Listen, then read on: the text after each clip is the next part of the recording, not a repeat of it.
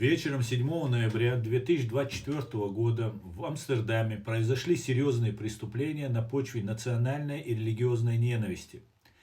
После футбольного матча между израильским клубом Макаби Тель-Авив и голландским Аяксом израильские болельщики подверглись нападению организованных групп лиц в масках, использовавших палестинскую символику и выкрикивавших агрессивные лозунги. Среди нападавших были лица арабской, турецкой и местной национальности. Во время этих нападений были зафиксированы случаи ограблений и физического насилия в отношении лиц, которых считали евреями. Попытка проникновения в гостиницы, где разместились израильские граждане, а также множественные нападения по всему городу свидетельствуют о скоординированном и спланированном характере этих атак.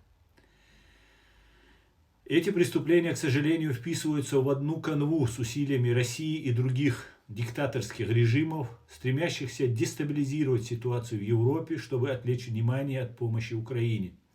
Эти страны, манипулируя национальными и религиозными противоречиями, способствуют росту насилия и нетерпимости, что ставит под угрозу ценности мира и свободы на континенте. Я, Аслан Арцуев, председатель правозащитной немецко-чеченской ассоциации Human Rights Center Ичкерия, призываю европейские правозащитные и правоохранительные структуры к незамедлительному и тщательному расследованию этих инцидентов. Эти акты насилия представляют собой грубое нарушение европейского и международного законодательства, которое гарантирует защиту от преследования по национальному и религиозному признаку.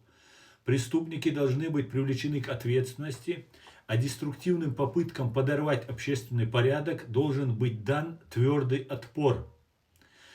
Также призываю еврейские общины Европы и всех неравнодушных людей к осуждению этого инцидента как проявления антисемитизма и этнической дискриминации в целях укрепления взаимопонимания и противодействия межнациональной вражде. Предлагаю создать Ичкерийско-израильский шахматный клуб.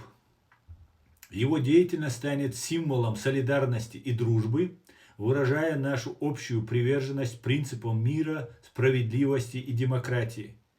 Этот шаг станет нашим объединенным ответом на ненависть и дестабилизацию, нашими совместными усилиями против тех, кто стремится разделить и ослабить нас.